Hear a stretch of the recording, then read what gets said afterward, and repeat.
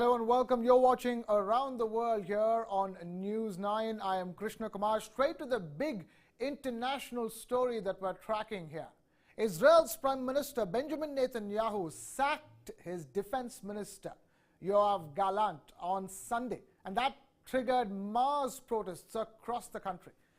This came a day after Gallant broke ranks with the Israeli government of Netanyahu and urged a halt to the highly contested plan to overhaul Israel's judicial system. Thousands and thousands of Israelis arrived on the streets for protests, continuing with the way they've been for the last several weeks or even a couple of months. Flora Bradley Watson from Reuters reports.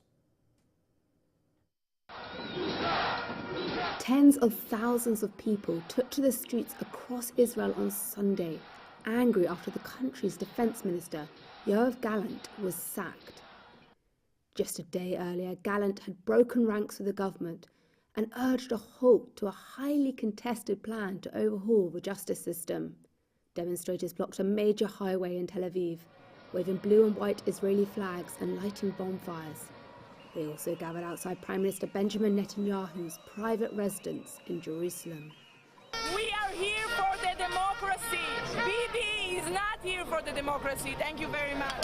We're here to protest. We feel that we have no other way. This has to be stopped. This Prime Minister is not qualified anymore. Police later used water cannon to disperse the demonstrators. Israel has been gripped by mass protests since the government announced its plans for the justice system in January. The new measures hand the executive wider freedom to name judges to the Supreme Court. In a televised address on Saturday, Gallant urged Netanyahu to suspend the legislation, warning the bitter dispute posed an immediate danger to national security. Netanyahu was on trial for corruption charges that he denies, has vowed to continue with the project. He says the legislation is necessary to rein in activist judges and restore the proper balance between an elected government and the courts.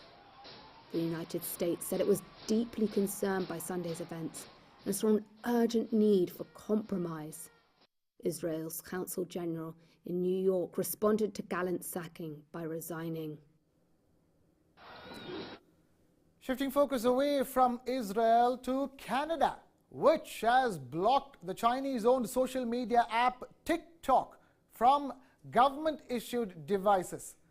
Canada says TikTok presents an unacceptable level of risk to privacy and security.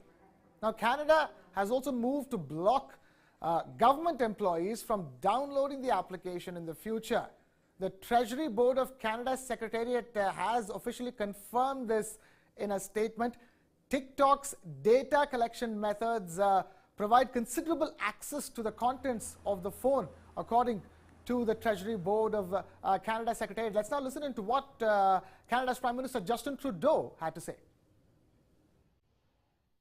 We're making the decision that for government employees, for government equipment, it is better to not have them access TikTok because of the concerns that people have in terms of safety.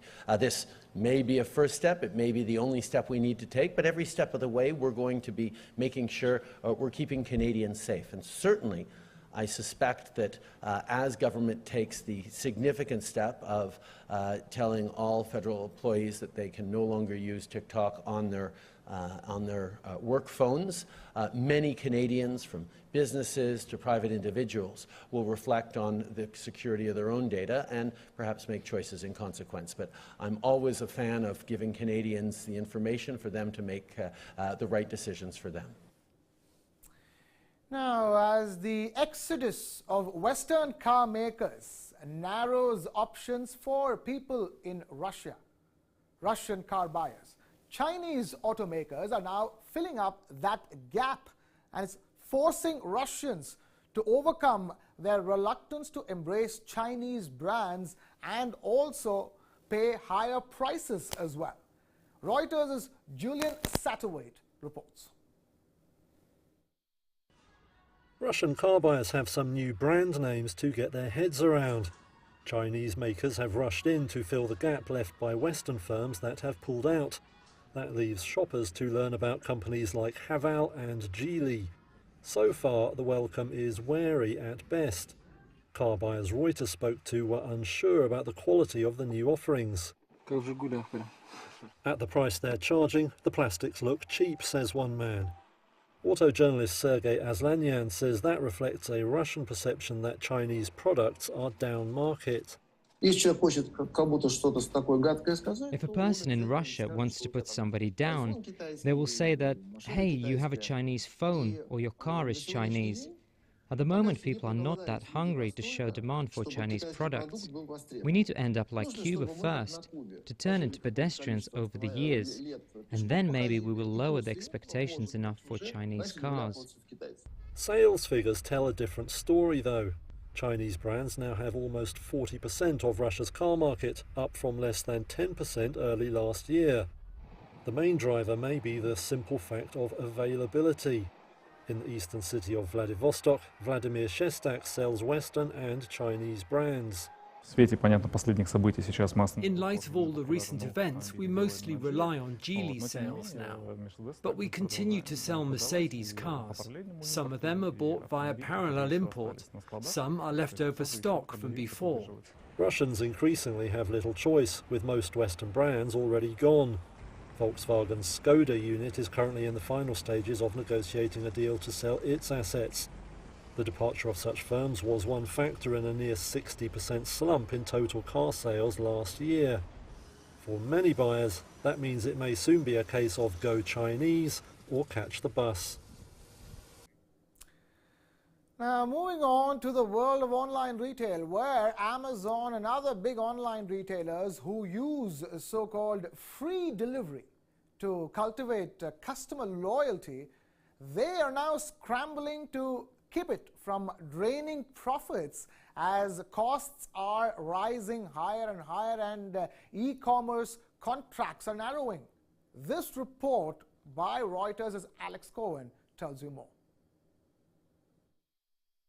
There is no such thing as free shipping. Amazon and other retailers who tout the benefit are actually adding fees for faster delivery, raising minimum purchase requirements, and scrambling to make other changes to keep so-called free shipping from draining profits as costs climb and online sales fall. And those costs are shifting to consumers who are struggling with financial issues of their own. Amazon raised the price of its Prime subscription and set a minimum purchase price for free same-day shipping and a charge when orders fall below that. It also quadrupled the minimum price for free Prime shipping from its struggling online grocery business. And the e-commerce giant is not alone. Popular apparel chains like Zara, Abercrombie & Fitch, and Foot Locker are drawing the line at losing money on a service consumers have come to expect. Kelly Eisen, the owner of Einstein Pets in Atlanta, told Reuters she ended free shipping last year on purchases of some items and switched to flat rate shipping. It is an open secret that most retailers raise product prices to subsidize free shipping. Still, product inflation and soaring shipping costs are making the service unsustainable as the prospect of recession threatens to wallop already flagging online spending. Moving on to London, where the Westminster Abbey has said that now visitors will get the chance this summer to follow King Charles's coronation footsteps, getting access for the first time in living memory to an area completely sealed off to the public until now in all history. Visitors will now get the chance to follow King Charles's coronation footsteps. It will be the first time. And King Charles will be crowned, incidentally, on the 6th of May at the Westminster Abbey in London. Visitors will be able to walk barefoot on the Cosmati pavement. The mosaic flooring was made of marble, stone, glass, and metal, but it was such in poor state that it had to undergo many repairs and conservation work as well. It's such a rare opportunity. Nobody apart from the clergy go up to this space. So for visitors to come here and be able to walk on the pavement and get up close and look at the designs and all the different materials that make up this incredible piece of art. It's going to be just a once-in-a-lifetime experience.